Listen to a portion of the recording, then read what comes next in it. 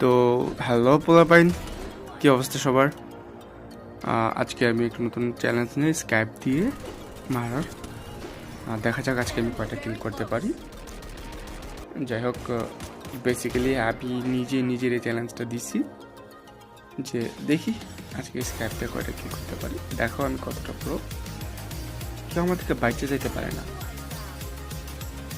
দেখছো? এগুলো মারার পর আমরা পিকে আসি, অ্যান্ড পিকে আসার পর দেখি পিক খালি।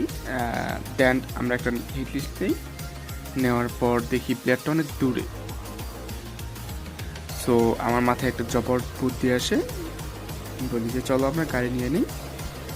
গাড়িতে ওঠার পর বুস্ট মারি, বুস্ট মাইরা গাড়ি আকাশে চালানো।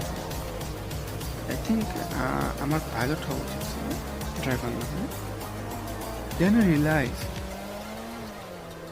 আমি যদি ড্রাইভার হইতাম, বেচারা রুগী ডাক্তারের কাছে যাওয়ার আগে উপরওয়ালার কাছে চলে যেত, কজ আমি প্রো লেভেল ড্রাইভার। ধাক্কা মাক্কা খাইয়া যাইতে যেতে দেখি আমাদের হিট লিস্ট মারা প্লেয়ারটার কেউ মাইরা দিছে।